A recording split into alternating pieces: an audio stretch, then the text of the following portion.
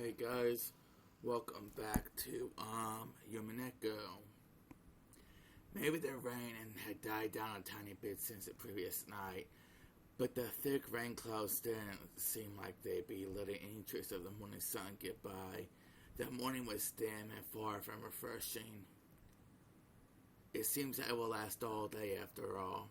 Sorry for keeping you waiting, Genji-sama. Ken had finished checking his appearance and exited the washroom. On their normal schedule, it was rare for anyone to go to suffering, going straight from a midnight shift to an early morning shift. They were on a special schedule for 2 days of the family conference. However, unless a typhoon passed today, their relatives' stay on this island would last until tomorrow. Kenneth thought it would be prepared for the special schedule to last an extra day. The two of them left the guest house opening their umbrellas. The rose garden had been devastated by the wind and rain on previous night. Even though they spent several days making it beautiful to welcome the guests, one stormy night was enough to ruin it. Cannon sighed. The two headed for the mansion. They were supposed to meet up with Goda and prepare breakfast. Goda was such a perfectionist that he probably had already woken up and was probably already preparing the breakfast, exquisite and elegant as glasswork. They reached the overhang by the entrance to the mansion and folded up their umbrellas. Genji took a bundle of several keys from his pocket and locked the front door. The Ushiromiya family mansion was the only thing on Rokujima, so in the past they hadn't been in the habit of locking up. However, Natsuhi had ordered the mansion be locked up from midnight to early morning. Ever since then, unlocking the door in the early morning had become part of the servant's morning shift. This task had been given to Genji and Ken so that Goda could start preparing breakfast as soon as he woke up. Silence had fallen in the mansion, giving the impression that the mansion itself was still asleep. Well, then let's begin the morning chores. Yes, sir. The two of them split up and began opening the curtains throughout the mansion. If the curtains stayed closed, the mansions would remain enveloped in fake darkness as though it was still trapped in the previous night. The following a well-rehearsed procedure, Kanan went around the mansion, opening the curtains for one window after another without having to retrace his steps once. Even as this horrible weather drawing the curtains made it feel just a little bit more like morning. While doing that, he passed in front of the kitchen. Even though he hadn't smelled anything yet, his stomach started aching for some of Goda's prized cooking. Good morning. He tried to greet Goda, who should have been getting breakfast ready, but Goda was nowhere to be seen. The kitchen was darkly lit, and not only was the curtains not open, but the fan was even running. It was still cold without any trace of a fire being lit, so of course there was no such breakfast being made either. That would have been inexcusable. Perhaps Godo had overslept. Even servants are only human. They sometimes sleep in and show up late. The rare case that such thing happens as part of a servant's code to hide the unsightly scene before anyone notices, smoothly covered up, and make sure the family never even realized that anything had gone wrong. Ken took the receiver of the phone and had been fitted to the wall and dialed up the number for the extension line in the servant's sleeping room. He couldn't hear the characteristic sound of a dial tone. Ken had tried picking up the receiver again, but even so, he couldn't hear the usual dial tone. He tried dialing again, but had no apparent effect. Could the lightning last night have damaged some machine breaking the extension line? The equipment in the mansion was all worn out. Ken fully understood that even the smallest thing could have caused it to break down. He had gave up trying to wake Goda with the phone and dashed over to the servant's sleeping room.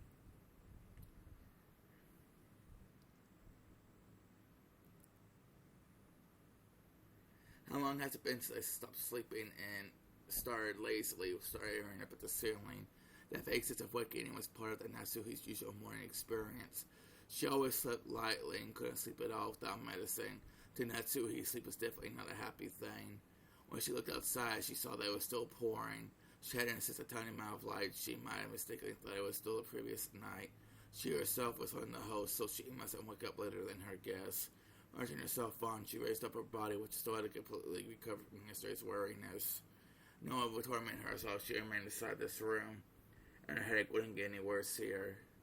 This room was the only place she could find peace. So when she left, it meant returning to the world where her husband and siblings kept trying to stab each other in the back. And in that case, wouldn't it be better to stay locked up in this room forever? That ridiculous notion brought a bitter smile to Natsui's face. She was starting to sound like Kenzo. Though she often complained about Kenzo staying locked up in his own room and refusing to attend to everyone else, the truth was she longed to do the same. Natsuhi gave her head a small shake, and her fancy was replaced by a reawakening of her usual headache.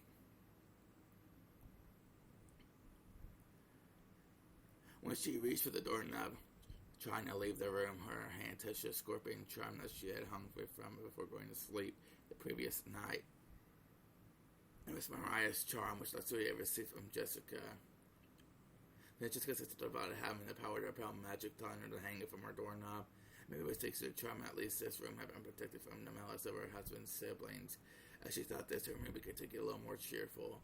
I wonder if I have just got to thank for that little bit of respect, peaceful sleep I managed to receive. Then that's what you remember. I said last night I promised Jessica that I'd give her a charm of my own in exchange for the Sunday and I. Natsuhi opened a drawer on her dresser and took on an antique accessory case that she had treasured when she was a child. Inside there were so many small objects that Natsuhi had thought were valuable at the time. From a miss, though, she pulled out a red pouch. Inside was a small round mirror about 10 centimeters across. It looked quite old, but the design in the back of the mirror was very ornate, and it felt like something with historical value. In the very least, it seemed much more authentic than the other charm, which looked like a plastic scorpion keychain. She had heard that there's a spiritual mirror for warding off evil spirits, and she had been given it especially by her grandmother when her grandfather's mementos had been distributed. It had been believed since long ago that a strange power resided in this mirror. Perhaps people could reflect calamity and malice in the way it reflected light. That's why he returned the mirror to its pouch. It would probably be a fitting object to hand over to Jessica. Just as she was placing it in her pocket, the sound of someone knocking on the door suddenly echoed throughout the room. Yes, good morning, Madame. It is Genji. My apologies for waking you so early. I'm coming now. What is it? No servant had ever come to this early in the morning, nor had they come to wake her in person. Perhaps the bad happened. Maybe the fatal oversight had been made while preparing breakfast, but that would shame the household in front of their guests. Nancy took a deep breath in anticipation for whatever trouble she was about to hear of. When she opened the door again, she once again gave a morning greeting while bowing deeply. Nancy tentatively responded, "Good morning. This would happen. My apologies. It would seem that the telephones had broken down to the lightning last night. The extension telephone isn't working, so please forgive me coming to see you directly. The extension telephone isn't working. That will be troublesome. Will it be possible to fix it? I'm afraid we don't know the location of the damage. Later on, I would like to call an expert and have him repair it. Does that mean we'll be unable to have it repaired until the typhoon passes? Then it won't be broken for the duration of our guest's stay. Well, that won't hamper our efforts to care for our guests. We will do all we can to ensure there are no problems. Very well. I'm counting on you to make sure we have no blunders." Nestle let us swallow a sigh of relief. She had been prepared for the worst, but damage to telephones was the kind of trouble she was worried about. Then again, even this would probably be enough to spark sarcasm from Ava. Natsuhi gave her head a light shake. "Are the preparations for breakfast proceeding well? As to that, we haven't been able to find Goda. The arrangements for breakfast have yet to be carried out." "What did you say?" Natsuhi indicated. To her, this was much bigger problem than for us not working, and despite that, this piece of information was part that had been postponed. What if they didn't go well most of the time, and they come to something like this when her relatives were visiting? Natsuhi put her hand to her forehead and shook her head. "Well, I suppose he slept in at any rate, just to see that someone hurries up and prepares breakfast. I don't care who." But Natsuhi exited to the hall, turned around for a second to close the door to her room. The creepy thing she saw there silenced her completely. It was an unpleasant sight, as though someone had dipped their fingers in a reddish black liquid and scratched at the door and around the doorknob. It was like some sort of awful prank arranged by some person who wanted to make it look as though they tried to force the door with bloody hands. What sort of prank is this? How awful. I also just thought as I came to call you. I will clean it later. Perhaps this is a vulgar joke by one of the guests. Disgusting, truly disgusting. Who in the world would put such a childish and disgusting prank? And also had a pretty good idea, but of course there was no proof. So even if she puts the issue, it just seemed as though she was making a fuss about nothing. In fact, it would surely be better to act as though she hadn't realized that such a prank had been played on her. And so he gave the order to him clean it and headed out to the parlor with the squeak of her heels.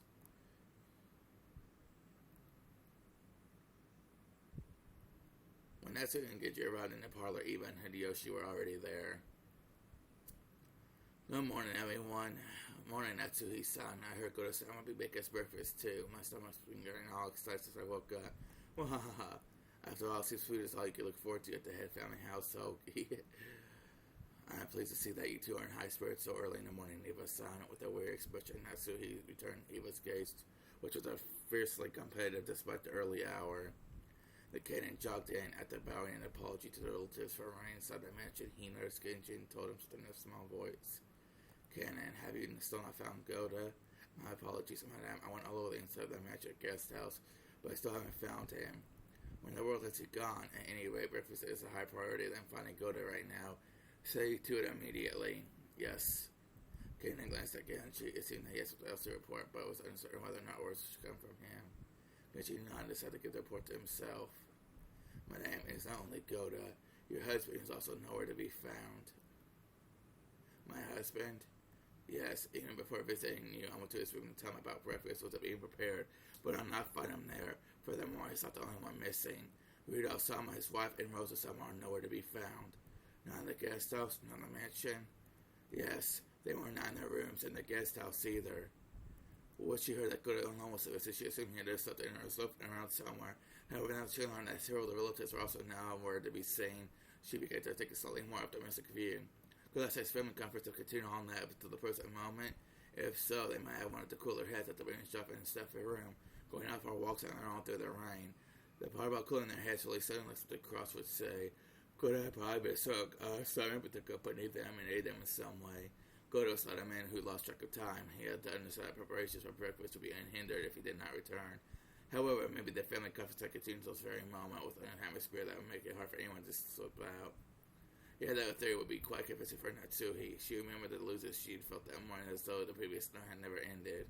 When she learned that the feeling wasn't just an illusion, she almost took a deep, weary breath. After all, that banquet of filthy vultures circling Kenzo's property was still going on.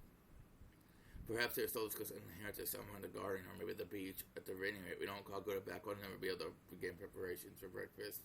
So what are you saying? Our niece and the rest still continue the discussion. She had planned to say in a small voice, but Hideyoshi overheard Natsuhi managed to grasp the situation. And he said, "We're not short time, maybe it's just used in Rosa's case.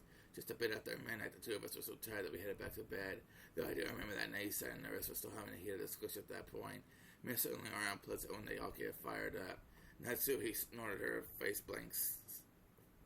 Kaden searched outside for finding Goda to tell him to return to meet, and they began preparing breakfast. Certainly. Natsuhi and Nisan, we don't know for sure that they're outside, do we? Couldn't they also be inside Father's study? I see that's certainly possible. I don't know what the path their conversation took, but there's certainly a chance they moved to Father's study and let him in on the discussion. I could imagine Father would willingly let them bring such a detestable topic in his study.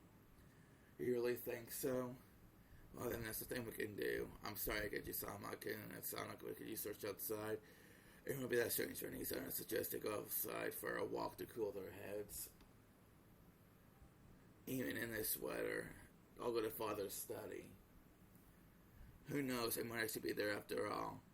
Iwa-san, I couldn't ask a guest like you to exert herself, so I will go. I can also wish him a good morning while I'm at it. Okay then, I'll leave it in your hands, though I somehow doubt he'll return your greeting. Natsuhi and Nisan, have you always been on such good terms with Father? I don't know whether you call it that, but I am sure that I gained his trust as the wife of the successful to Ushiramiya family. And I'm sure he'll at least answer you right. I like to at least have breakfast with Father. Do you think you could convince him to come down and join us? It seems he thoroughly despises the rest of us, but I'm sure he'll listen to you if he trusts you that much. After speaking so boldly, if you're unable to convince Father and come down alone, then I doubt you'll ever be able to claim that you've earned his trust again. I am not confident, but I will try. Natsuhi responded, looking discouraged. However, knowing Kenzo's temperament, she had absolutely no confidence in her ability to bring him out. Eva was clearly mocking her, confident that Natsuhi wouldn't be able to get Kenzo to come down. But even so, Natsuhi would lose face if she gave up, saying it was impossible and letting Eva go instead. Eva's mean-spirited and unreasonable demand made Natsuhi clench her fist slightly. When Genji realized this, he softly spoke to her over her shoulder. Madame, please take this if you would. And this is... Genji handed Natsuhi a sparkling gold key of ornate design. It was the key to Kenzo's study. The study had an auto lock and couldn't be unlocked as long as Kenzo forbade the entrance. However, since Genji was especially trusted by Kenzo, he was allowed to carry a key to that door. With this excuse, he also received the blame. When the master was sleeping deeply, simply knocking on the door not suffice, and it would be more difficult to persuade the master to leave his room if he just talked through the door, plus use this, Genji. Until Natsu, he had thought of Genji as a cold servant who wouldn't do anything for her since he worked directly under Kinsro, but it looked like he would have to alter her understanding of him. But she wanted to communicate her gratitude, but by then Genji had already turned his back on her when he was walking down the corridor with Cannon. When Natsu watched him go, the words directed at her from behind were sneering. Well, then he must be in father with you, okay? After all, his son's precious wife who's asking, I'm sure he'll listen to you. Hehehe. We're guests, so we'll just relax here at our leisure. Could Eva, you're taking this too far. Sorry, Natsu, you need sound like you're kind of need to deal with father. Without answering Natsu, he forcibly spun around our heels and quickly left that place.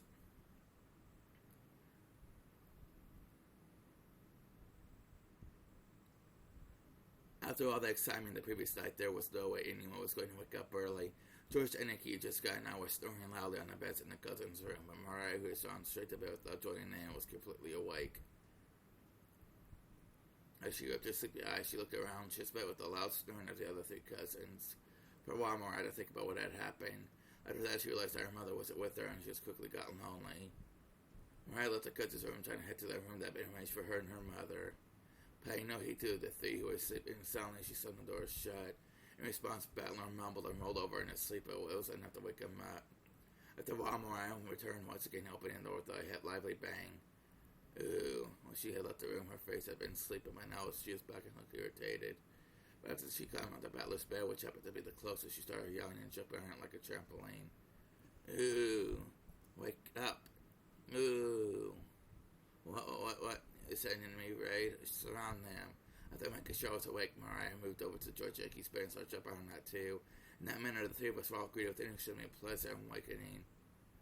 Thanks for waking us up, Mariah. He stopped us from sleeping in after that late night. If only you could have been a bit more general about it. George and his son, you really are an adult.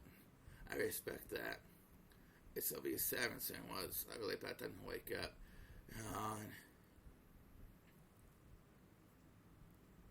Ooh, Mama's not here. Ooh. Aunt Rosa, she was in her room. I wonder if she's already woken up and gone to the mansion. Not here. Ooh, Mama, ooh. Mara kept running, and looking unhappy. She didn't exactly seem lonely because her mother wasn't around. It was more like she was irritated and thrown off balance because her mother wasn't where she expected. If we could just tell her where her mother was, that would alone would probably calm her down. But unfortunately, I had no way of knowing where Aunt Rosa was except that she wasn't here. Anyway, it's up for breakfast, so let's head over to the mansion. That's right. Mariah, let's go to the mansion together, okay? I'm sure Aunt Rosa will be there too. Ooh, Mama's in the mansion, and I'll go there. Ooh. Yeah, I guess we should go to that mansion. Our parents have probably already gone there.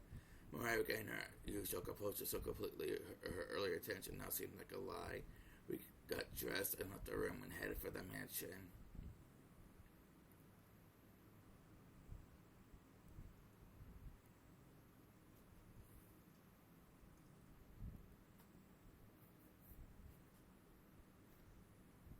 Once more, there was a knocking sound on the study door, but there was no answer. He said to be sleeping still, and I could not wake him. If she went back upstairs, she said like Eva would probably be amused and triumphant.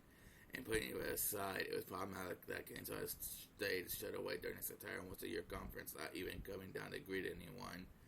Even the family had no, especially if the family had couldn't fail to make an appearance. I wonder if I can convince him myself. Natsu, he readied herself and used a key that she borrowed from Genji to open the door. And before he's dead. Is he? I don't know. I'm gonna find out, I guess. You know, she's prepared for the sweet stench machine to eat into one's brain as it poured the small crack in the door. She couldn't help but grimace. Thinking that he might still be sleeping, Natsu entered the room quietly.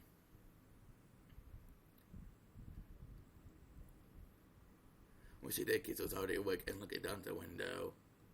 So you're awake. Good morning. How did you get in? Kizo spoke with his back still facing her. His voice was not harsh but calm, and Natsu was slightly reassured. However, though he was awake, he wouldn't have ignored all that knocking if he was in a good mood. Natsu was able to relax. My sincere apologies. I asked Genji-san, he allowed me to borrow the key to the study. Oh, Genji did. And my friend thought it was important, and I had no choice but to listen. So, what business do you have with me? Well, Breakfast will be very soon, and I would greatly appreciate if you would join us. I will eat here, have it brought here like always. But Father, this family conference happens only once a year. Please at least let them see your face. Go back downstairs. Are you asking me to join in as they discuss how to chew my inheritance after I die? How foolish. Let them speak of such a matter as much as a pleasure without me, and if that's what you call family conference, it's totally worth leaving my room for. I am busy, do not bother me. His last words carried the threat that any further questions may not be appreciated. Now she realized that adding any further pleas would put his wrath down upon her. She looked forward to facing with sarcasm when there's nothing more else he could do. Is that so? Understood. I'm sure everyone would be sorry to hear that, but I'll tell them. Natsuki decided to give up. Bowing silently, she tried to leave the room before Kenzo's spasmodic temper could flare up. As soon as she did, Kenzo spoke to her. His voice was so calm and gentle, felt like it came from an entirely different person. Natsuhi, it has been quite some time since you married into the Ushiramiya family. Yes, it has been many years since I was first permitted to bear the name Ushiramiya. Do you still long for your previous family? No, marriage means I've been in your birth family. I am Ushiramiya Natsuhi. The Ushiro family is the only family I can become home to, and the only one I'm fond of. She surely was exaggerating such a resolve she felt whenever she applied the Ushiramiya family name to herself. And that's precisely why she's so silent when her husband didn't treat her looking at Ushiramiya, leaving her to race about in vain. If crossed for a woman and you his husband. No, I won't say that. What do you mean by that, Father? Natsuhi was shocked. Again, his words were just what they seemed. It would have been more than nothing like a father she suffered to that point. Forget it. It's just a nonsense of an old man. Kenzo was again faced away from her. He told her to forget it, but Natsuhi couldn't help feeling warmth in her heart. Father, even though I Natsuhi am not connected to you by blood, I am still your daughter. I will most assuredly see that your honor or glory and everything you have left behind are protected. You do not have the right to wear the one-winged eagle. However, that one-winged eagle is surely engraved in your heart. And it is irrefutable proof that you are my blood relative who will inherit the glory of the Ushiramiya family. Some will sneer that there is no eagle in your clothes, but such words are not worth laying an ear to. Only those who have the eagle in their hearts are my true blood relatives. I now consider an honor that you are welcome to the Ushiramiya family. Without saying anything more, Kenzo remained back to Natsuhi. However, Natsuhi couldn't help but feel something warm beside her that she hadn't felt since long ago. Well, she had just been a child. Natsuhi bowed silently to his back and left the room. How good timing. How is father? It would take so long I kept to check. When Natsuhi left the study, she saw Eva climbing the stairs and their eyes met. Ian was smirking unpleasantly, thinking that now he was ready to leave grudgingly after failing to convince Kenzo.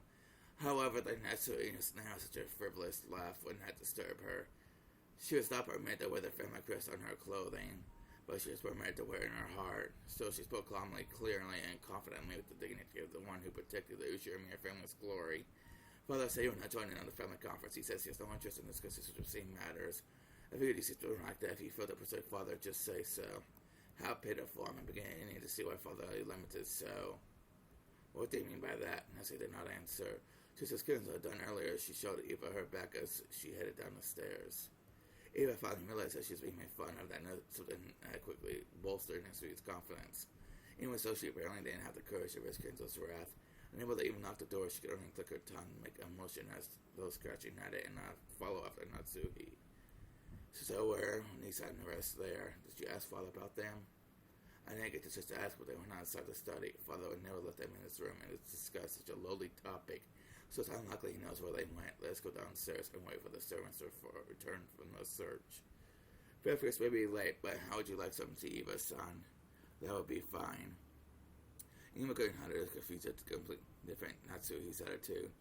She was acting so boldly, and while Eva hated to admit it, she even had a sense of dignity about her.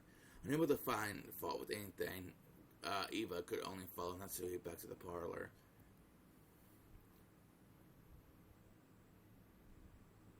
When the two of them returned to the parlor, Hideyoshi had been joined by the four children and Hancho.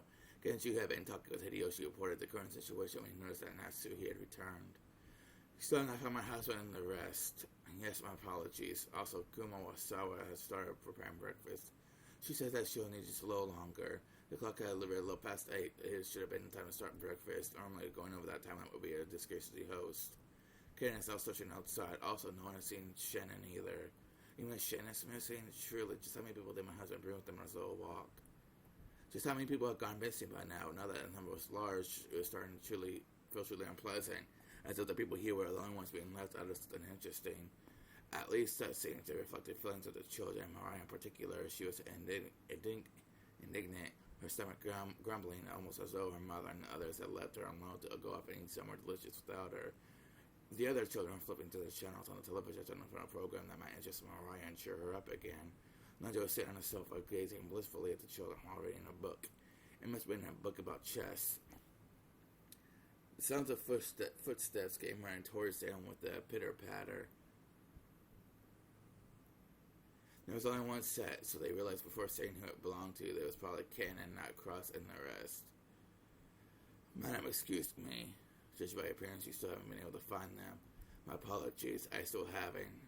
That will be enough. You worked hard. She didn't know what they were, but they had to be somewhere on this island. They hadn't had a thing to eat since the previous night, so their stomachs was growling about now. They probably gone plodding back of their own accordance before long. By now, Natsuhi was thoroughly exasperated and started to feel that there was no reason for them to go out of their way to search. I will go to the kitchen, prepare some tea for all of the guests. Thanks to both of you for all your hard work so early in the morning. Natsuhi left the parlor, acting as though the release and attention had caused a new surge in her headache. Karen tried to call her back, but Natsuhi left swiftly. What is it? Was there someone else? Yes. I was unable to find her husband or anyone else, but, well... Karen sounded evasive. It looked as though he didn't know what they were, but had some thoughts of them had been connected to their disappearance.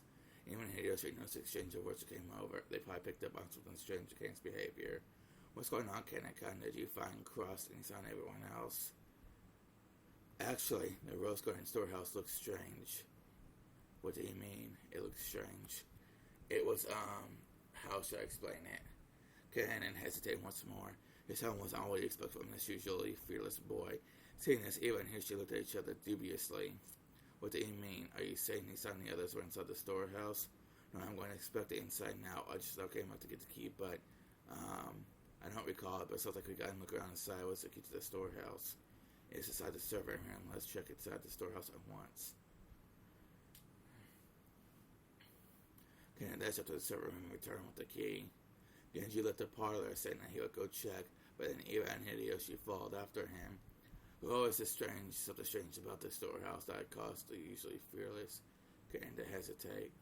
It was still pouring outside, but perhaps their curiosity over there something that Kanan couldn't talk about won out. While the children made a big fuss watching television, Ken and the rest dashed over the entrance.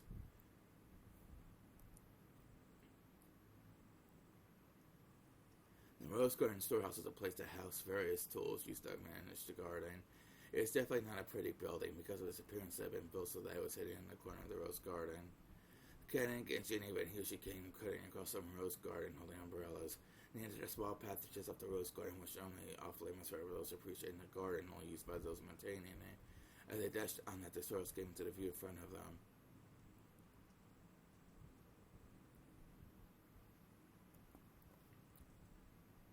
It was quite an old shack compared to the flawlessly perfect view of the Rose Garden. It was pretty seedy looking. It was easy to understand why it had been built in the hard-to-see place. Even Hiroshi ripped the storehouse long after getting at Genji. You two sure are fast. I thought my heart was going to explode. I never knew they had a storehouse way over here. But what is that? When Eva looked where Kenan was pointing, she was at loss for words. Noticing this, Hiroshi was also following Kenan's finger a little. It was likewise too shocked to speak. Then she stood the storehouse kind of shudder in there. And when I suddenly realized okay, and having been able to find words to describe what they saw now, on this shadow was completely filthy for being exposed to wind and rain for so long, stuck right on it. There was something that looked like a strange dark red liquid, mucus, or maybe it was sticky paint. An indescribably eerie shape was drawn on the shadow with some kind of ghastly substance. The rain had caused it to drip down like fresh blood leaking from an open wound. No more beating around the bush, some kind of mark was drawn there, with a ghastly substance that looked like blood, in the shape that seemed to suggest something ominous. 2 circles were drawn there, side and one of the sign looked like a cross. The 4 ends of the cross were wildly exaggerated and looked like some kind of crest from somewhere around Europe. And in the cracks between these shapes were closely packed together were certain unfamiliar characters or possibly symbols. What a vulgar bit of graffiti. Could this be one of those? Unless magic circles used at demonic ceremonies? It wasn't surprising that Hideyoshi would say that such a ghastly shape drawn with a deep red, different substance. When was this made? Last night I came here before it started raining. There was something enjoying here at the time. We must do something before anyone else sees this. If they lay eyes upon it, will cause them great discomfort. Right. Even though it's just a shut, I went with such an unpleasant piece of graffiti alone, moving the second longer than I had to. There was some paint inside the storehouse. Let us paint it over temporarily with an emergency measure. Then we paint it again someday when the weather is good. Good, you remember that I had just recently seen another script on that had a man with a strange dark red was the same color as his. This must have been, hey, and went without me pressing enter. Sorry guys, I'm Kenneka. Let's remove this scribble quickly and go back, okay? Even though it's just a storehouse, it is really irritating to have graffiti around the home always brought up in. Yes, ma'am. I will take care of it immediately. Kenneth squatted in front of the shutter and unlocked it. He lifted it up with all his strength. A boisterous noise resounded, and the eerie shape around on the shutter began to get stuck, and through the top was raised. At least for the beginning, the time in this drawing disappeared from their gaze, and all they breathed a sigh of relief.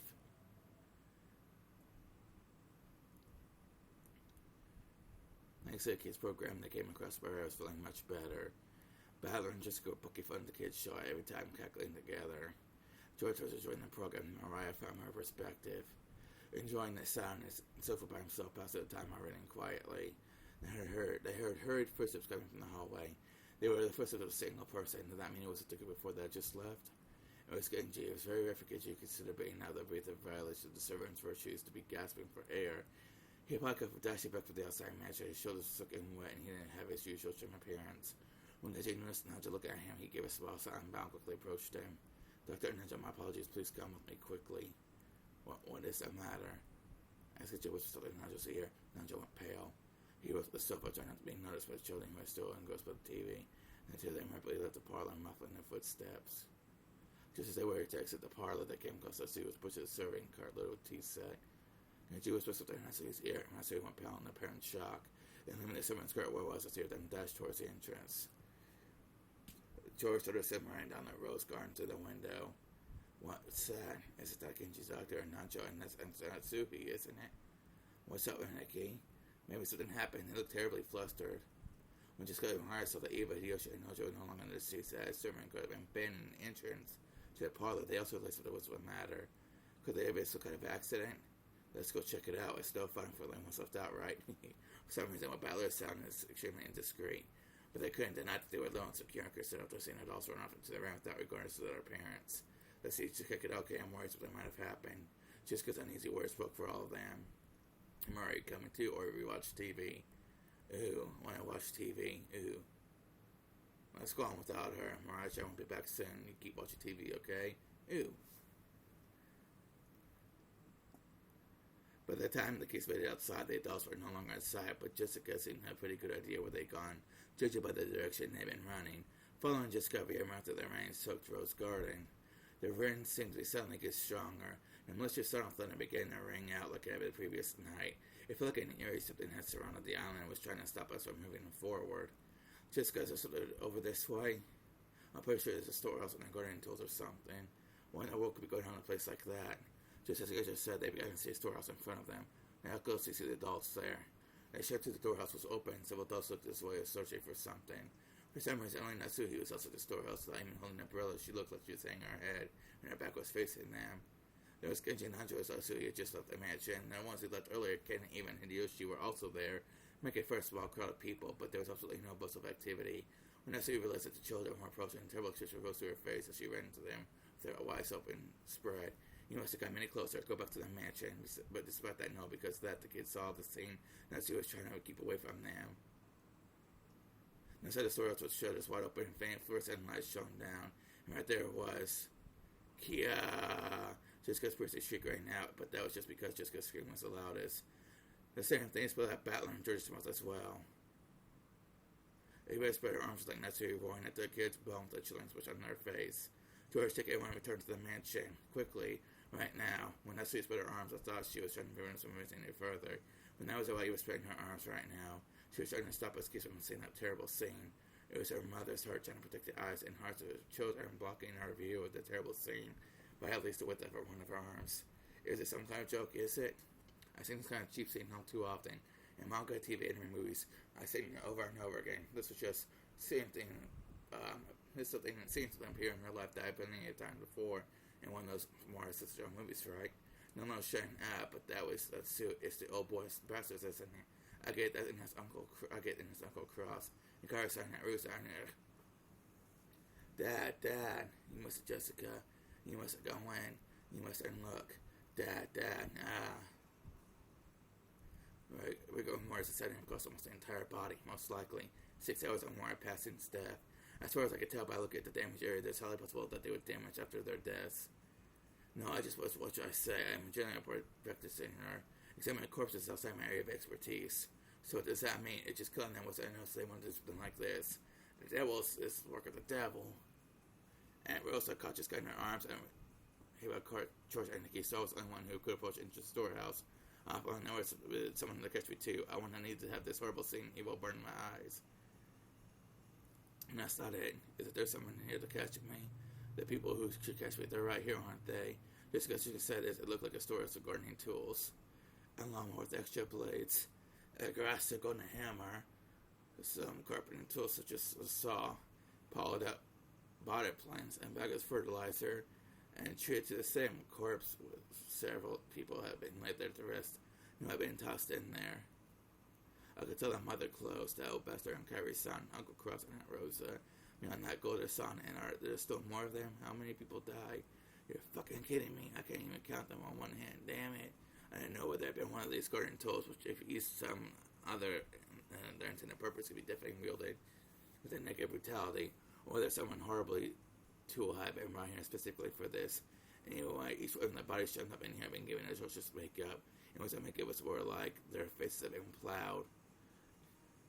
Their faces are smashed, forcing expressions that normally people can't even make after death.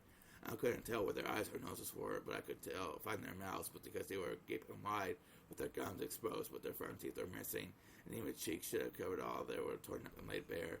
That journey makeup you always spend so much time on, even though you're a man, is doing the thing now.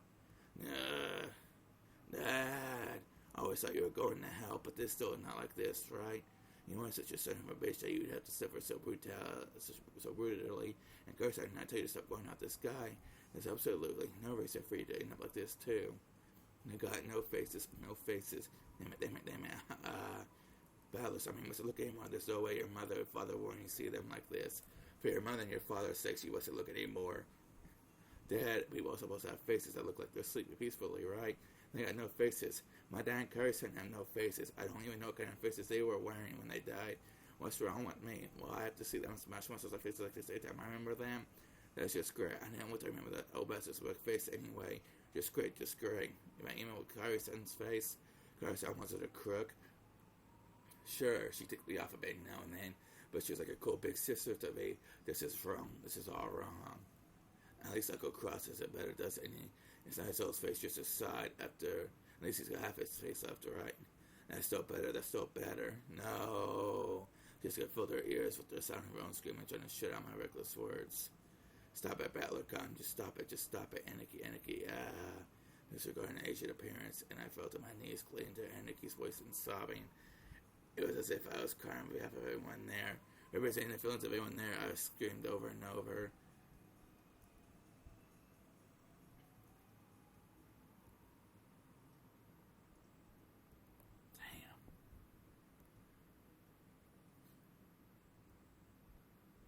Is it frozen again? Come on. There we go. Father, the only line over there. Uncle Cross, Aunt Rudolph, and Aunt Carrie, and Aunt Rosa, and go to son, just those 5, right? No, there are 6 people.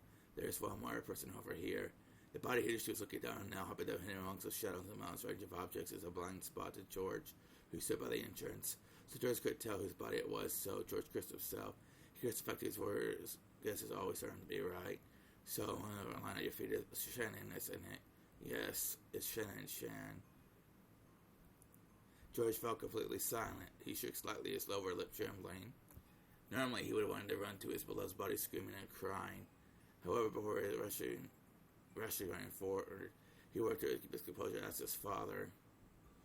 As Shannon, the same as Uncle Croft and others. Hideyoshi deeply understood the meaning of those words, so he couldn't give George any immediate answer. Or rather, he felt silence was the only sincere and loving response he could give George right now. When George asked if Shannon was the same, he went to ask whether the corpse was in the same condition as the others or not.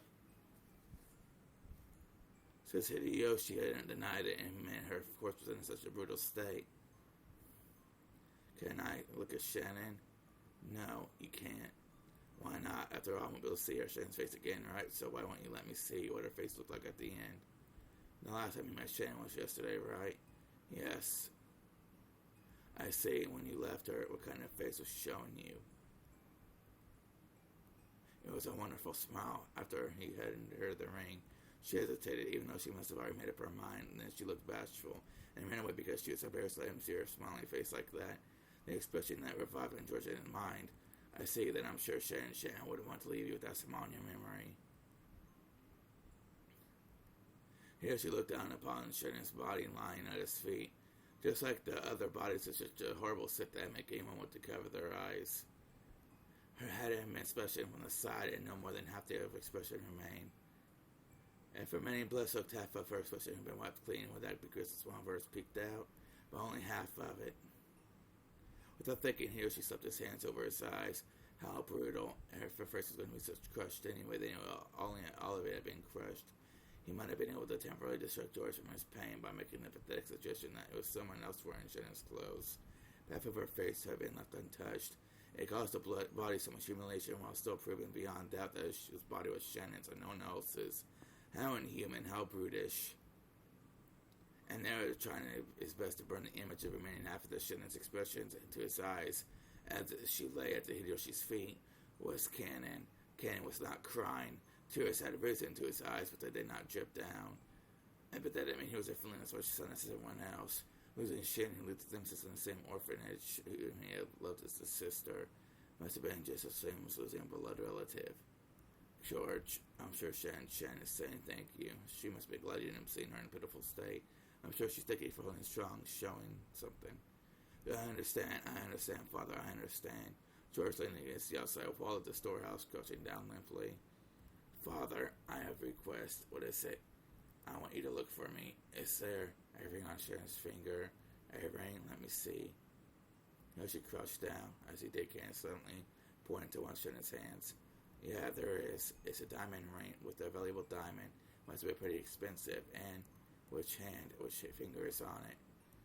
My ring finger on the left hand. I see. So Shan was engaged. George, don't tell me you. Eva, that doesn't matter now. A man made a lifelong promise to Shan. A man promised her life, have happiness for her life. Who that man is an issue here. You haven't told about that young man is a woman's dream, isn't it? I don't know whether she would receive this ring, but I also don't know who gave it to her. However, so Shan took this ring, then she accepted it and put it on her left ring finger. I'm sure the man who gave it to her was so happy that most of the people here who were simply disturbed by this extraordinary situation. It was blurring out nonsense. However, someone who knew of George and Shannon's true relationship would understand the full meaning of those words.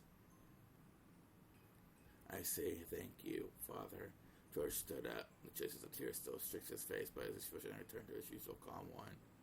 Let's go, Butler Jessica Chen. If we stay here any longer, we'll get in the way of the adults. Sniff. You're right. Jessica sniffled once, showing her face to her mother, had been holding her the whole time to let her know she was okay now.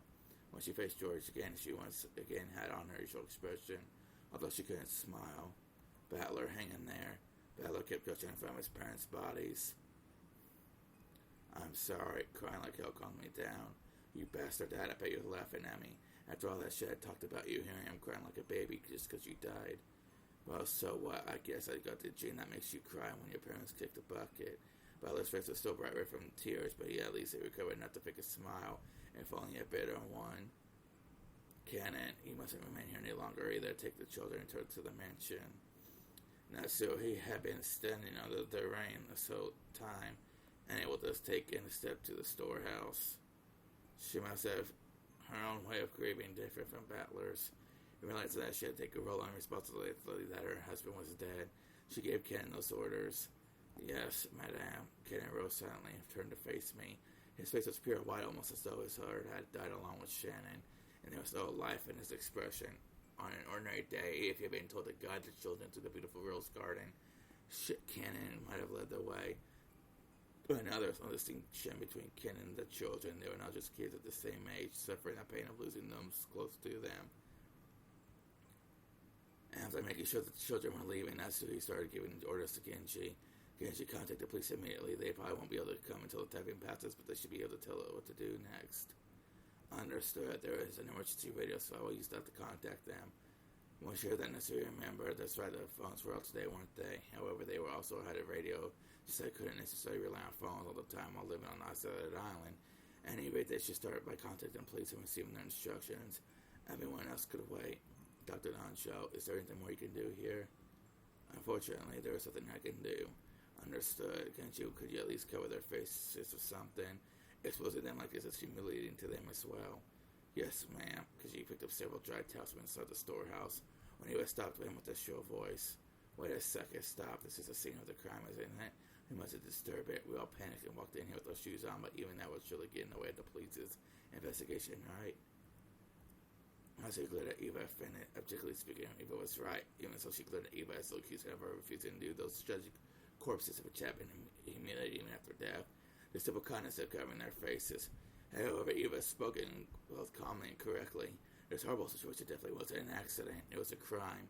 Someone had killed them. It was a murder case. So they needed to be careful to avoid disturbing the site any further. They had to do what little they could to aid the police, reserving clues that might help catch the detestable culprit. I agree, Eva, son, until the police come, we should leave it as they be. What do you say, madame? You're right. Very well. Close it up. Anxious in case you should put a different lock on it. A different lock?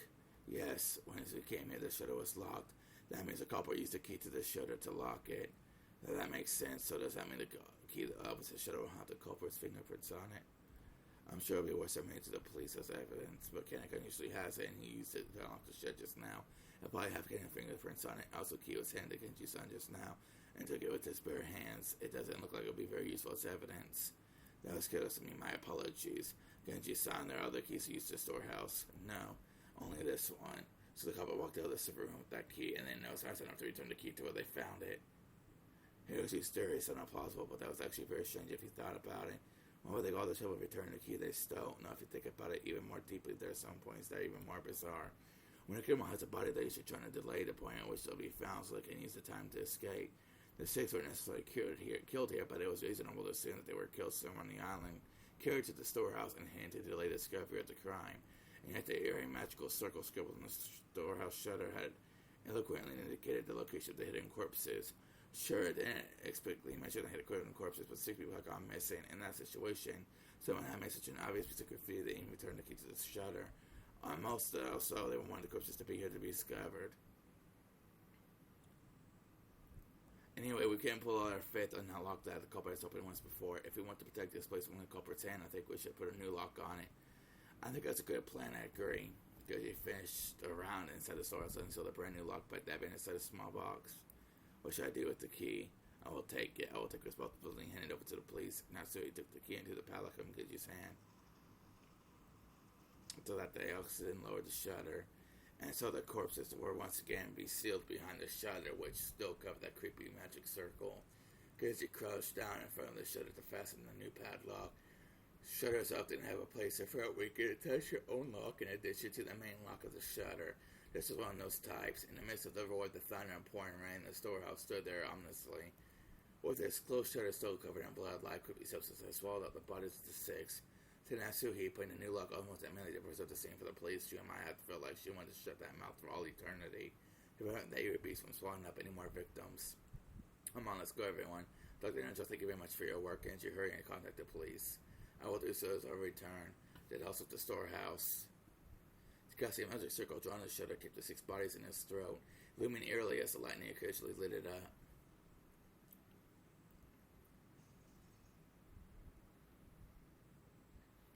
Damn, son, this is pretty intense. And my drink just splattered all over me. I guess I gotta press enter or something.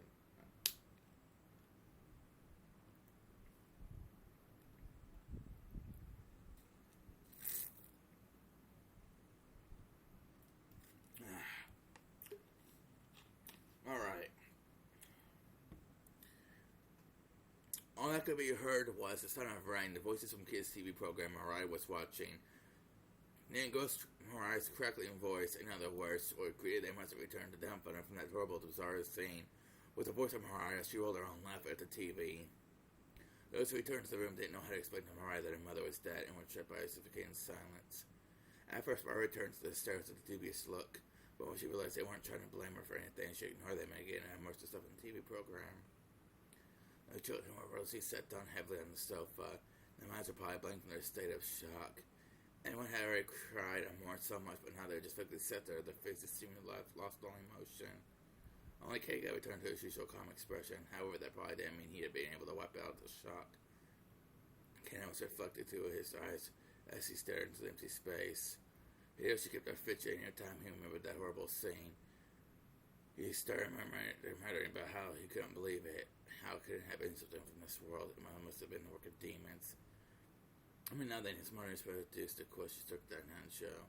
But the latter kept repeating it calm, doctor-like manner that nothing could be understood by only glancing at the scene. And only until the police arrived they wouldn't learn anything. However, Nacho only appeared calm next to Hideyoshi simply couldn't suppress his agitation and fear.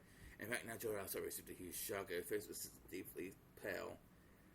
That must be why she tried to rise to the challenge and take charge.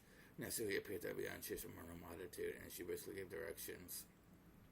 I'll go see Father. Genji quickly contacted the police, certainly.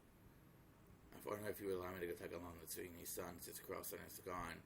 That's excavating Father has been left at me. It would be improper for me to relax here while relying entirely on you. Natsui struck speechless by Eva's aggressive move in a situation like this. She seemed to be claiming that the Cross dead, the one to take responsibility shouldn't be his wife, but herself the next element in the family, or maybe she shouldn't have been at all helping Natsui took a man without reference to her in such an extreme situation. However, even Eva found him endless blank from the shock until a moment ago. Shilan came to see her sister that Natsui started giving her orders. Just do as you like. Natsui started walking without saying a word more. Eva followed behind her. As they did, Kumasawa ran into the parlor. She usually wasn't the kind of person that ran around, so under normal conditions, most people would have taken her interest as that sign was doing at her, but because everyone was so stricken and shocked, they hardly even noticed her. Madame, if you're looking for Natsui's son, she wants to see Father. She'll probably be back soon. Mabakun Masawa-san. You see in the dining hall there was blood. The ears of everyone in the parlor twitched. And he went through the same thing. Oh, I misheard that. Any container could only hold so much, and no one here could be capable of handling yet another tragedy. So they all thought, I hope I misheard that. What happened in the dining hall? When I went to the dining hall to set up for breakfast, and the first would start running with George. His harsh footsteps jogged Hideyoshi and nudged to the sister and chased after him. Battling others followed. They flew to the dining hall one after another, but they didn't find any change in my costume and saw it to go pale. To those of you who took us to stay in the storehouse, it was a bit of an anticlimax. However, Kumasawa had fallen and pointed it out. There was really just a bloody man on the floor. Compared to the table seating, it was very impressive. However, if you calmly thought about this, it definitely indicated the loss of a lot of blood. Ooh, there's another puddle of blood over here. What another world. It appears like our jail time has passed. I probably should have said they were killed here last night. It definitely looks that way. We were talking together in the dining hall until late into the night. After that, someone must have forced their way in. Now, what did you do when Dad, when did you and Mom slip out of that meeting and go to sleep? It was a little past midnight, so we could probably see what happened after that. Are you kidding me? Give me a break. Lady, please stay strong. You have to see now how on earth our storehouse is nothing. Really good for you. I feel like my head's going to explode. This is a dining hall, right? Every day, this is where I eat, complain about school, complain about homework. Talk to my dad about my grades. That's what this place is to me. My lady, it would be good. It wouldn't be good if we here any longer. This is towards the parlor. I agree, Uncle Hideyoshi. I think this room would be really important to the police. Don't you think it would be bad if we trampled all over it? Bella proposed this in a slightly firm voice, along with Ken, and he grabbed the pale chick at Jessica's shoulders. It is just as Butler said. There is something more to be gained from remaining in this room. And I just spoke while looking at everyone's pale faces. Even though the horrible scene in the storehouse felt like something not out of this world, at least then we'd be able to leave, cut ourselves with that place and ran off. Anyone has shared in that feeling. However, the dining hall was different. It was in the mansion at the main building on this estate. And as this guy said, it should have been one of the most calming places, even inside the mansion. It was where all the relatives had eaten lunch and dinner yesterday. The shock I see this place beer with blood reminded us of that horrible spectacle in the storehouse. And for us to accept that we hadn't really been able to run away from the scene of that tragedy. And I agree too. The culprit might have left traces in his room. My mouth just like I should have stood her place up. Let's leave quickly. Hideo showed the slowness of the meaning of what Valor had said and pushed everyone to hurry out of the dining hall. The way we were rather than look at the blood any longer, that would have been too harsh. Nobody went against his words. Everyone raised each other out of the dining hall. It was almost as though the last person in the room would be trapped in there all alone.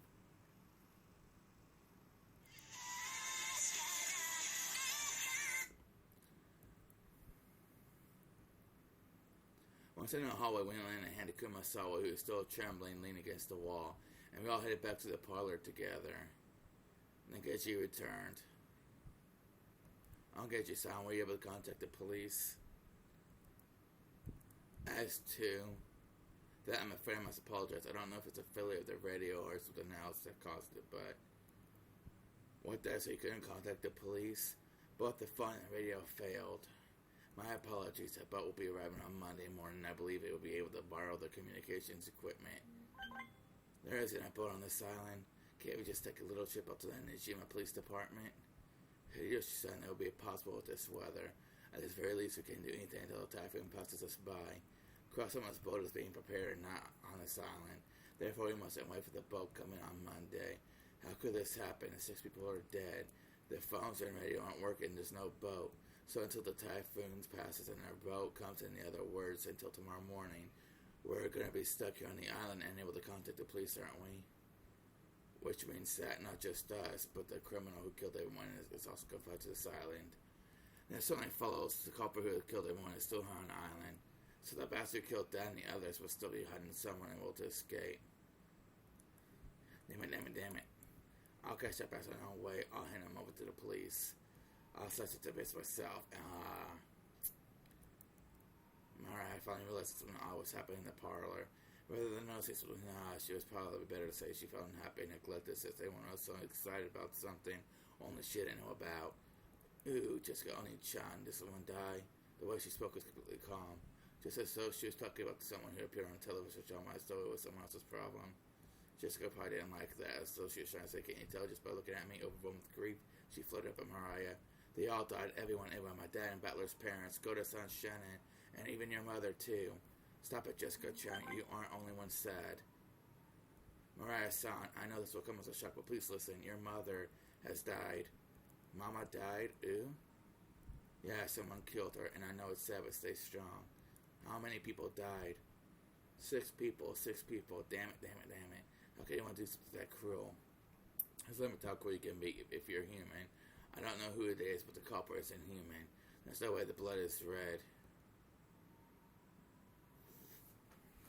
The culprit is inhuman. It's just a chosen by the... Huh? Hey, Mariah, did you say something just now? Mariah just said something, but since the words were so much separated from the flow and context of the conversation, I couldn't understand that for a second. Well, I tried to ask her to repeat again. I was struck by a sudden sound of Anosi's loud voice coming from the entrance to the parlor. It looked like Natsuhi and Eva returned from their trip to see grandfather.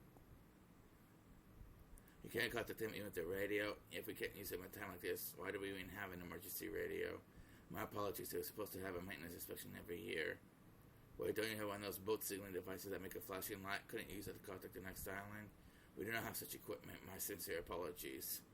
Yes, Kumasawa arrived serving a servant car with loaded breakfast.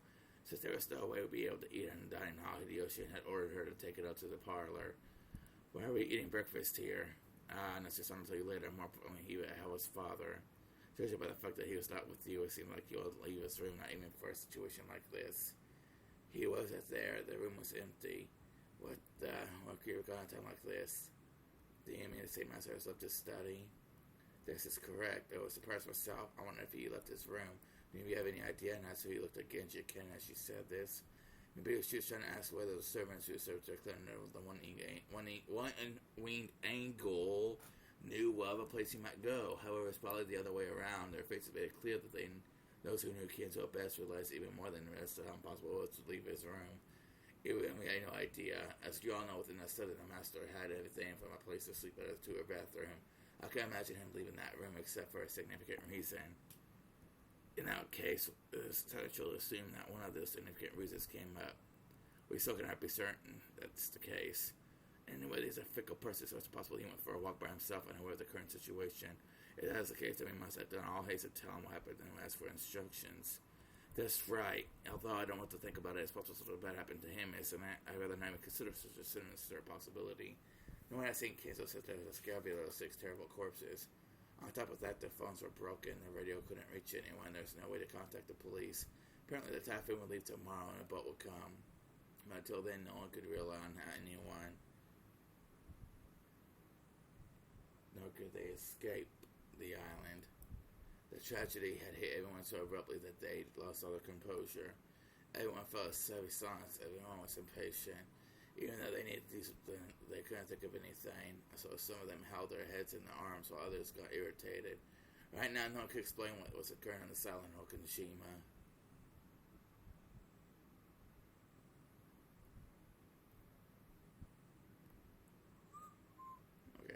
After that, we ate the breakfast Kumasawa had made, which felt dry and tasteless. Of course, this was right after something like that had happened. No one felt particularly hungry. However, we understood logically that not eating would weaken our bodies. It would also be rude to Kumasawa, who had made the breakfast. Kumasawa had taken some unusual Western vegetables on that Goro-san had probably ordered for his ultra-elaborate meals or cooked them in a Japanese style, which made them turn an unpleasant color. As to what Goro-san had been planning to cook with those ingredients right then, I couldn't even imagine it. If I did think about it, it would be reminded of the way Goro-san died and sour taste would fill the inside of my mouth. Everyone pretended to eat for the time being, but of course no one made much progress. We began pulling our knowledge of the current situation. First off, 6 people, which include Uncle Cross, my dad, Kairi-san, Aunt Rosa, Goro-san, and Shan, had been found in the Rose Garden storehouse as brutally mutilated corpses. And yet we still couldn't contact the police as both the phones and radio were unusual. So then, until the typhoon passed, there's nothing we could do. Furthermore, grandfather, who might have hoped would be able to show a little leadership in this kind of situation, had disappeared some time ago. Goro-san hadn't made a breakfast, so grandfather's stomach must have been empty. And if he had just been taking a casual walk, we should have been able to hear him whine about how hungry he was by now. And despite that he hadn't appeared, there was more than a small chance that he'd been caught up in this crime. According to my aunts on the way back from Kansas study, they searched for him, calling out on every floor, but weren't able to find him. Consider the timing of it all, the only owners will assume that his disappearance has something to do with the crime. We figured that, and the rest were probably killed in the dining hall. Painstakingly moved to the storehouse, so maybe grandfather has already been killed and jogged to some strange place which we simply haven't discovered yet. No one actually said it out loud, but the theory seemed extremely convincing. We still checked out the windows and doors are locked. We must have also conducted this thorough search for farther. The children must remain in this room. Hiwa-san, Hiroshi-san, I'm sorry, but please stay here with the children. I'd like to ask you the same, Dr. Nacho. I understand. I will wait here. And as they followed the servants, Kenji-san, Kumasawa-san, and Ken out of the parlor. All that was left was Aunt Eva, Uncle Hideyoshi, Dr. Nacho, and the 4 of us children, total 7 people. Let's all sit together and maybe watch some television while we wait, though I doubt we'll find anything good while in the middle of the day on Sunday. Uncle Hideyoshi started acting cheerfully, trying to brighten up the gloomy atmosphere. Ooh, good show, watch it, ooh. Oh, really? You want to watch TV, Mariah-chan? Then come and watch it with your uncle. Mariah was the only one who joined in. Even though Mariah had been told of her mother's death, she didn't see it. It would show the slightest flicker in her emotions. Was it really normal for a 9-year-old girl like Mariah to act so much like a young child? Everyone else felt improved, yet they each sank absent-mindedly into their sofas. Hanky, can I ask you something? What is it? Just down in the storehouse, you said something about Shan-chan and her ring. Did you give that ring to her? George Hanky didn't answer, but he hung his head and closed both of his eyes. There could be no clear response. Quit it, Battler. Figure it out by yourself. You're right. I shouldn't have asked. That's right. It was me. Last night, I proposed to her. That's when I gave her the ring. I told her that tomorrow we should put it on whatever finger she wanted as her answer. I guess it was pretty pretentious thing to say, and that ring had been on the ring finger of Shan-chan's left hand. Well, several years ago, Shan came to me asking for advice about you, George Nissan. I wondered what she could have said. Shan was always really bad at lying. It was obvious pretty quickly that you were the one she was talking about. She asked whether it'd be okay for her to get close to someone, even though she was only a servant. She asked about all kinds of things boys like, what kind of clothes she should wear to make them happy, lots of stuff like that. I guess you could say I felt envious of hearing her say that. So then she was given an engagement ring, and all of it ended right there. Different people valued things differently about by being proposed by to a man. By a man, we were going to be the high point of your life. So I'm sure, last night, I'm sure Shannon was happy from the bottom of her heart. Happier than she'd ever been since the day of her birth. George and Nicky sighed deeply without releasing his head. And maybe tears had risen to his eyes. It seemed Shannon was on duty at the guest house last night, but because she was too embarrassed to go back to the guest house with me, she went over to the mansion. Think about how Shannon must have felt when you received an engagement ring, that no matter how much warning you've been given beforehand, it's perfectly normal to get so excited that your mind goes blank. She must have been incredibly embarrassed. And then Shannon went to the mansion, even though she had been assigned there, helped go to town with his work, and got caught up in this crime.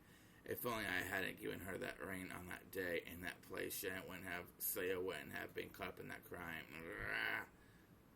Anarchy, that's the one place where you're wrong. It's definitely wrong. So don't cry anymore.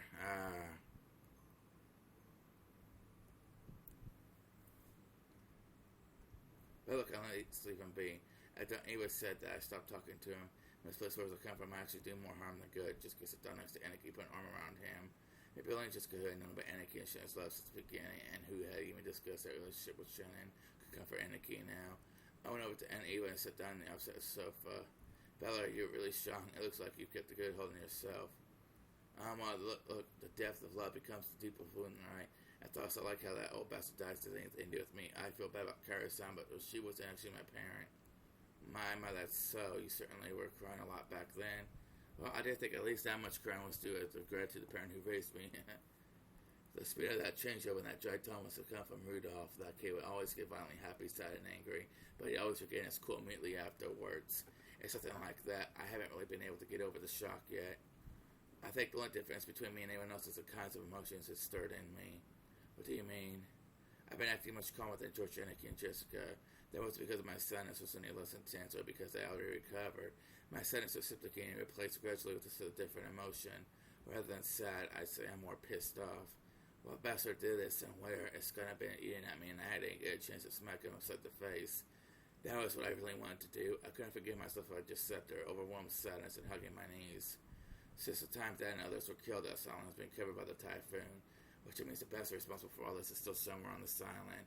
Yes, it seemed to the case. I wonder if they're hiding somewhere in the dark forest, even in the mansion, or whatever it said. I feel like I had a very similar conversation with Kara-san the night before. That's right, after another from the person claiming to be Beatrice. At the dinner table last night, we were talked about whether or not a 19th person actually exists. And Eva, do you think this murder has anything to do with the letter from Beatrice last night?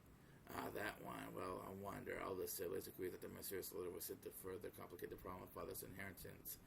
As to whether that and the cases are more related as possible to tell at this stage. Was that letter really given to Mariah by some witch called Beatrice? However could it be? All of it was a farce devised by father, wasn't it? He made Shannon or someone wear the dress from the portrait chick Mariah Chan, right? Isn't that just a kind of overly intricate prank father would pull? Last night I talked with Kara-san about whether Beatrice actually exists, and Kara-san also said that Beatrice probably one of the 18 of us. Is it that obvious? There's someone else on this island besides us, right? There must have been someone who must have pretended to be Beatrice. There's no one else but us on this island, you think? Obviously, right? Are you saying there could be someone else around other than us?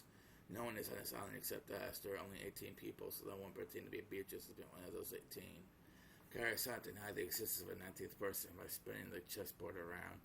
Even though Aunt Eva hadn't constructed an argument that complicated her opinion when at least was the same.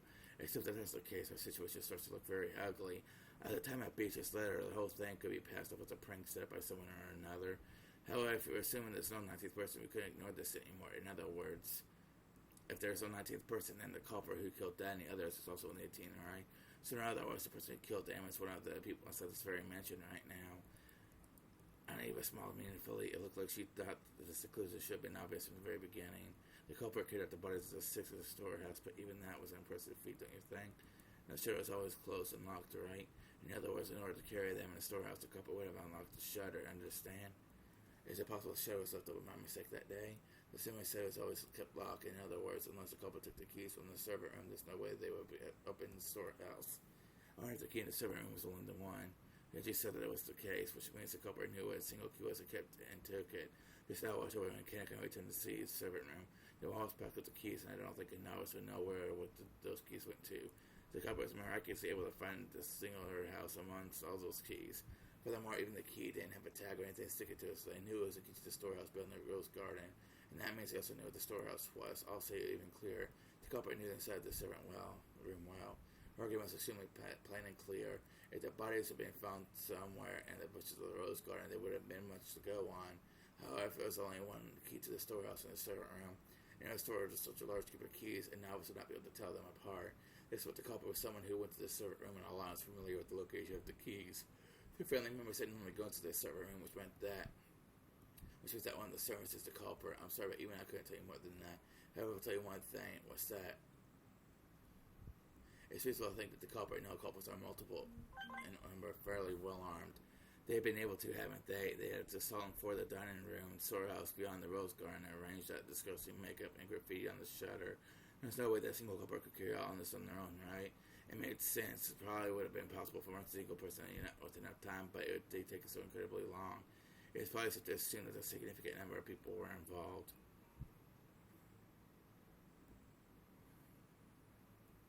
Ooh, the story is saying is that maybe all the servants were in cahoots.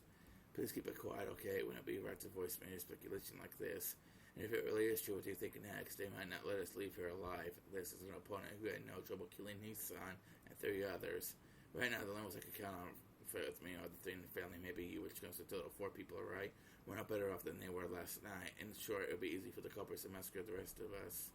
I didn't plan to detective then Eva trying to expose the person who killed Dad and the rest of people before the police did. If only I could cleverly penetrate the culprit's identity and stick out the proof in their face. I've been so sure that just like in one of those detective movies, the culprit would then give up and surrender. However, the culprit would only surrender if there was no way for them to fight back. The culprits behind the crime on this island were far from helpless, and they might even be able to massacre all the remaining people here. On top of that, the island was like a giant closed room cut off from the outside world by the typhoon.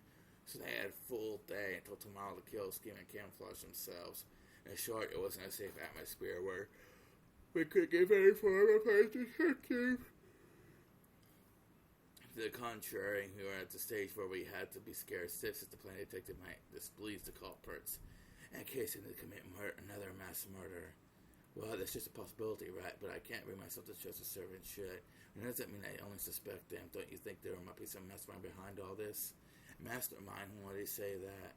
It's just a feeling. Think about what the word servant literally means. It means someone who serves as someone else's arms and legs, right?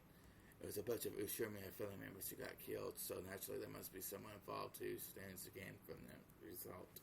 Now it's also plain and clear that Ushirmiya family had been in the middle of discussions about how to distribute the inheritance of grandfather died. If that's the case, follow the standard form of any classical mystery novel, the crime was definitely caused by someone who with ties to Ushirmiya family who was involved in the inheritance problem. And Eva had pirated a few books on that genre herself. Her argument may have been a few blind assumptions, and that was a standard conclusion that anyone might have reached. I think most people would end up suspecting their servants if they used a different reason to get there, especially the story about the key with the shutter that made it very easy to suspect one of the servants was involved. And that's why I don't like it. What do you mean you don't like it? And I was just talking to myself. I tried to dodge a question by joking, but I couldn't erase the sense of unease welling up inside me. After all, her conclusion was such an easy one to reach, a conclusion that anyone could reach, and I just couldn't be satisfied with that. If I tried spinning the chessboard around like I learned from Kyrie's son, this is exactly why a servant couldn't possibly be the culprit. If the servants were really the culprits, they wouldn't hide the bodies in a place connected to themselves. Why on earth did they use the Rose Garden chef? They were the ones in charge of the key that could unlock it. That police would probably immediately persuade whoever had been in control of the key. It was impossible that some other facts might come to light as a result. The more we think of the servants as the culprits, the less reason they had to carry the bodies into the storehouse. But what if they knew they would think that and put the corpses in the storehouse for that very reason? And that's completely impossible. When the police came and saw the scene of the crime, they'll probably be able to uncover many things, no matter how carefully the culprits carried out this murder. Some traces will definitely be found. In other words, they have everything to lose and nothing to gain. If you think about it this way, look at this murder game for the culprit society. It's hard to imagine why they call attention to the corpses. Once the corpses were found, it could be someone saying a report to the police, or it might be making the remaining more people cautious, or it might make the survivors start to search for the culprit, and other things will make life any easier for the culprit. It's just like the words of the main character's mother in a novel I recently called Higurashi no Nakukorini. Story needs to have a beginning, a middle, and an end. Eliminating that beginning is essential for the perfect crime. Reference to the Higurashi series, with Kiichi in them. And that's Kiichi's mother he's talking about. Chapter 3, I believe. Anyway. Right now, we don't know where Grandfather is. Well, does that mean Higurashi is only a storybook in this universe? I'm not sure. I mean, that's probably just for fun little Easter egg, probably not real serious. Anyway, we don't know if he's already become a victim or if he's one of the culprits, but this state of confusion must be beneficial to the killer. The culprit has absolutely nothing to gain by showing us the bodies in such an obvious way, making us all realize there's been a murder. In fact, this is the perfect place to spin the chessboard around. In other words, showing us the corpse in such a flashy way must be the culprit's goal in and of itself. So at the very least, the culprit, the appearance of 6 corpses are meant more than deaths themselves. In other words, the culprit wanted this murder on display. To whom? To us. This is a message. The culprit's finished stuff on our faces. I don't know what it is at this point in this time. This vulgar mass murder isn't making me feel anything except the malice directed towards all of us. Malice towards all of us, is it?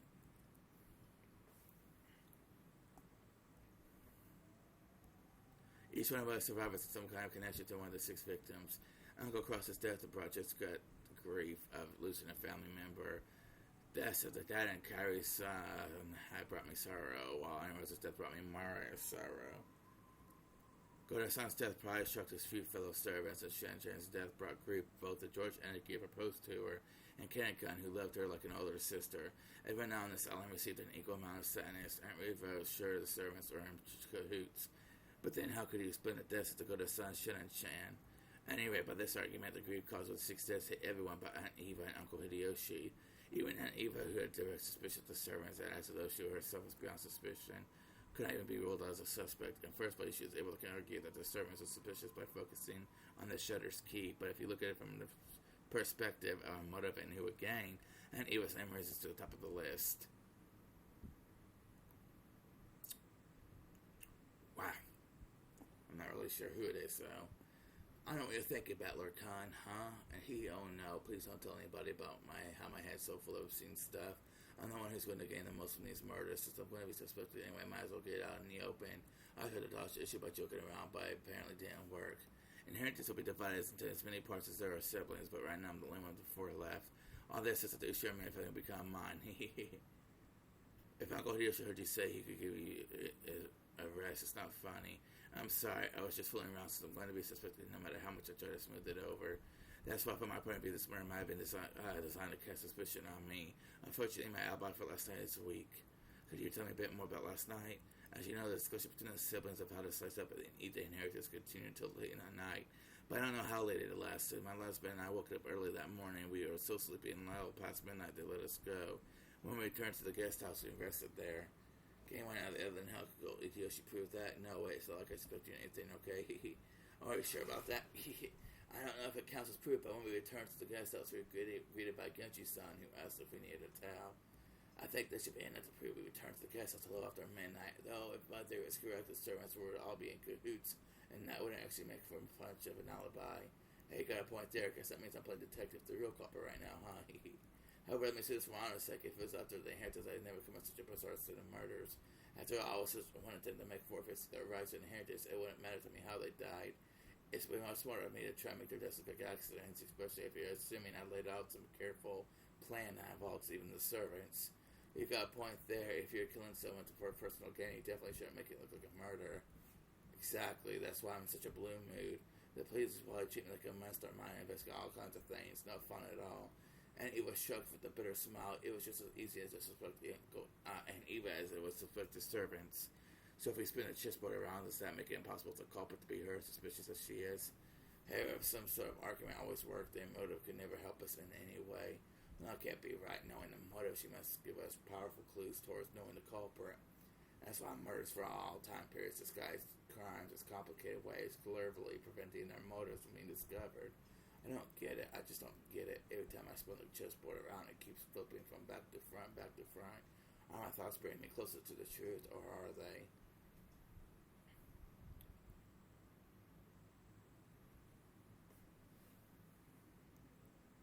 And Eva didn't want to talk any more than that, so I folded my arms and head to the window to cool my head a little. As I looked over the parlor, I saw George Henneke and others there talking. It looked like they were talking about magic circle that had painted through the shutter.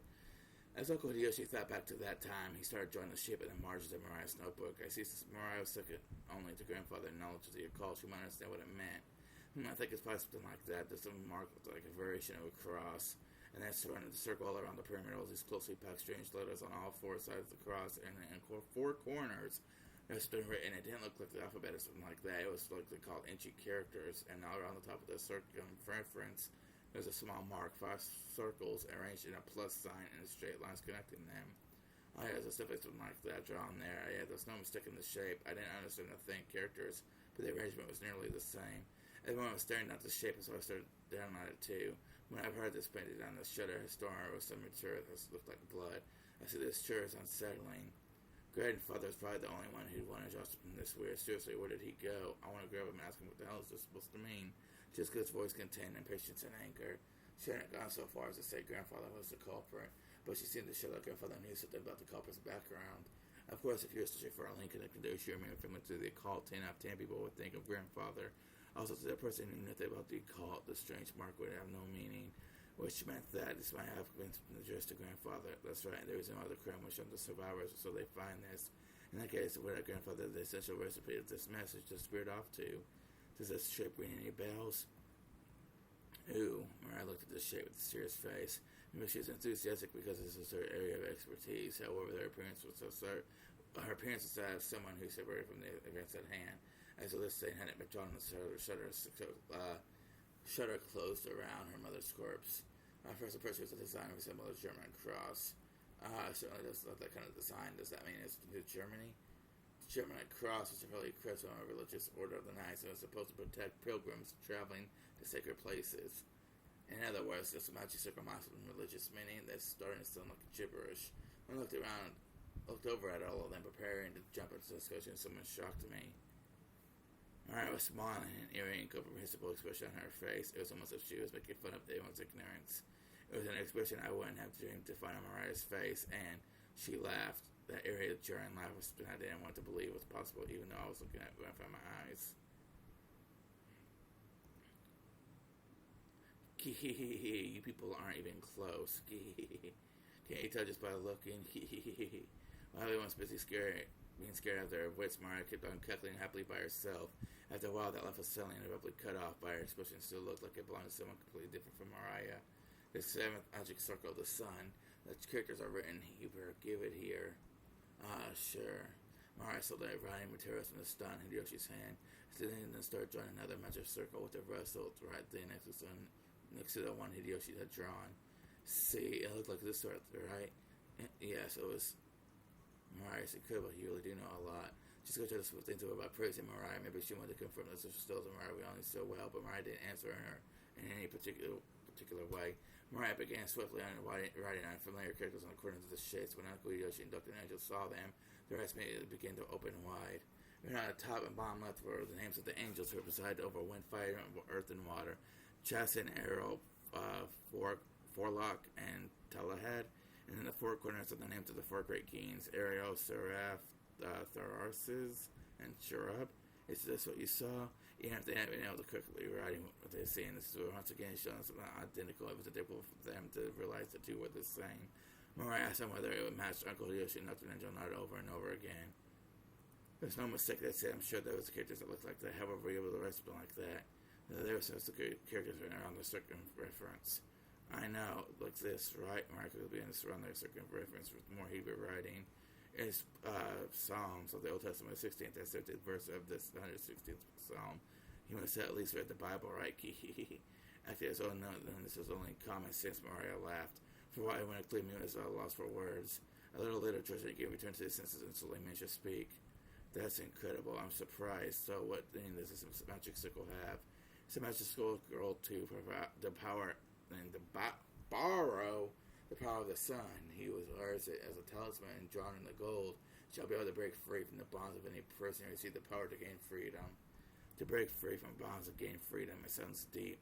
The word bonds is not limited in its interpretation to some kind of physical object. Therefore, it does not only mean Meaning, for people locked up in actual jail, it can also refer to release from mental bonds such as ties of obligation and an inescapable fate. Ties of obligation and inescapable fate, you say? That's also pretty deep. But I really don't understand what does that have to do with the 6 bodies. Far from being released, they were killing themselves in the storehouse, weren't they? They selected magic circles drawn for their sakes. The 6 of them were there for the sake of the magic circle. It's truly pitiful. What do you mean? What in the world do you mean when you say 6 of them were for the sake of the magic circle? Mario looked up her pointed finger and wiggled it as if she were making fun of us. That's written around the second reference. Can't you read it? Psalms chapter 116, verses 16 and 17. I'll read it for you. The Lord has freed me from my chains. I will offer you the sacrifices of thanksgiving, and will call the name of the Lord. See, you say, I've got no idea what you're talking about. You're saying they're human sacrifices. Well, if Mariah just read out loud was a vital part of the magic circle, then it was saying that sacrifices had to be all offered in order for this magic circle to be effective. So human sacrifices have been offered inside the storehouse where the magic circle have been drawn. Heartbeat later, everyone else seemed to reach the same conclusion. Some people shocked and others spit out this as insane as they punched their knees. This was starting to get incredibly disturbing, and we couldn't accept it or understand it. I don't care what kind of magic circles, curses, or other people believe in. I won't be able to pick a fight with them. But did they really kill Dynamite or sacrifices for crap like that? I just couldn't stand that feeling compared to this. I preferred it. And we were still disgusted by that theory about the fight over the inheritance. As I stayed getting pissed off with that feeling between anger and sadness, I broke with a circle everyone was in and returned against the window. Sisters had gone insane since yesterday. There was a letter from the witch Beatrice that Mariah had read aloud last night's dinner. Ever since that point, it feels like my whole mansion and this whole island have been getting more and more firmly locked in inside some kind of bizarre world. That's right, when I think back on it, this letter was an invitation from the witch, the ruler of the nighttime island, had invited us inhabitants of the day into another world. The phone and radio had been interrupted, and the island was shut up by the typhoon, so you could really call this place another world, cut off from the real one by now. Yeah, this island is now, it's perfectly normal for a witch to send us letters and for human sacrifices to be offered up for the sake of magic circles. So what will happen next? Will some weird people be wearing goat masks, start doing the Bond Festival dance or something? Oh, it's hopeless, I don't get it. The inside of my head is all screwed up, and I don't even know what to think. Anger, sadness, the opposing emotions are all swirled up together, and they start to suck me in. Unable to resist, I will not do anything but cover up my eyes with my hands and trust in my mind and body as I start getting sucked in.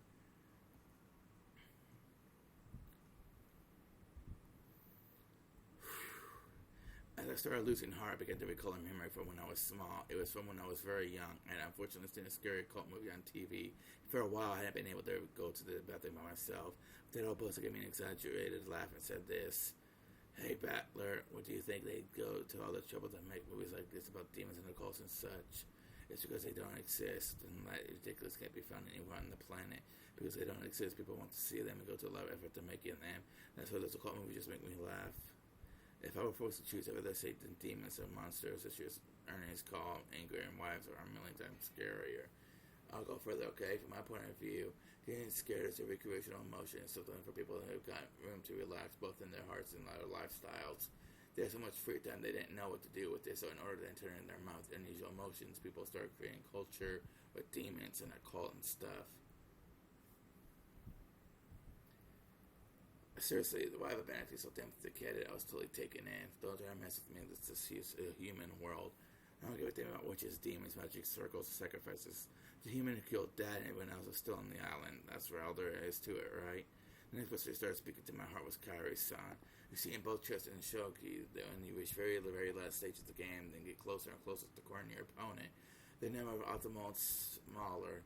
Therefore, if you're backing someone against the wall, or if someone's doing the same to you, both players' moves become infinitely easier to read.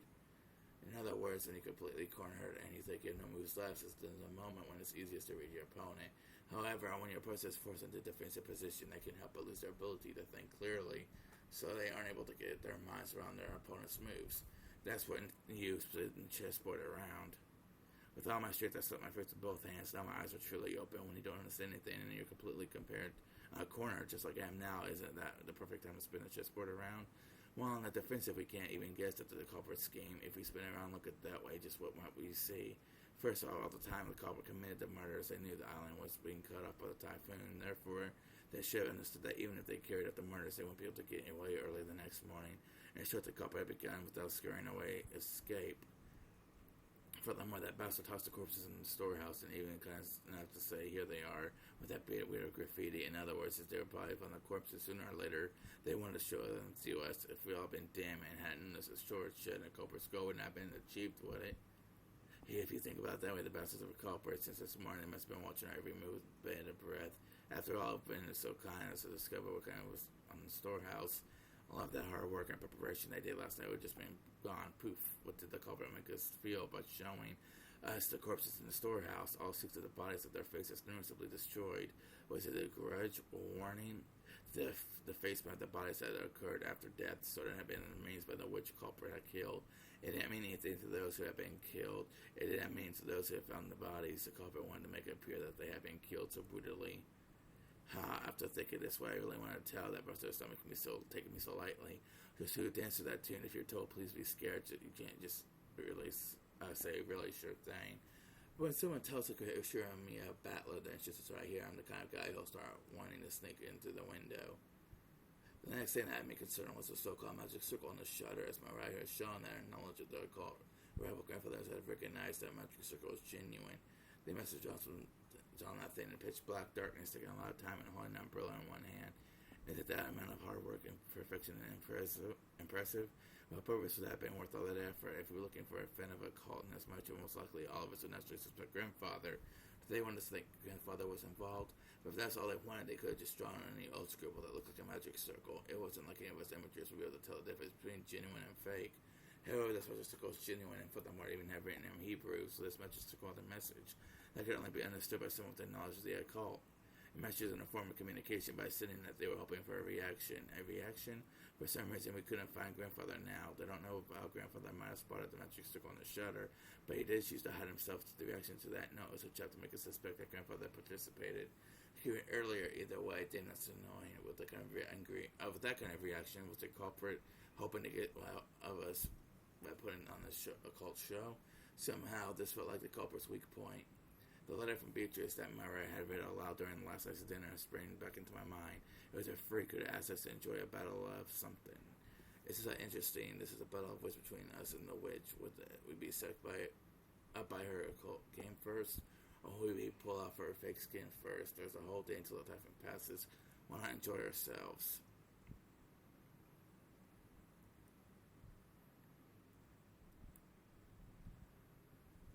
Okay, guys, well, I'm going to have to end the video here, and I will see you guys later.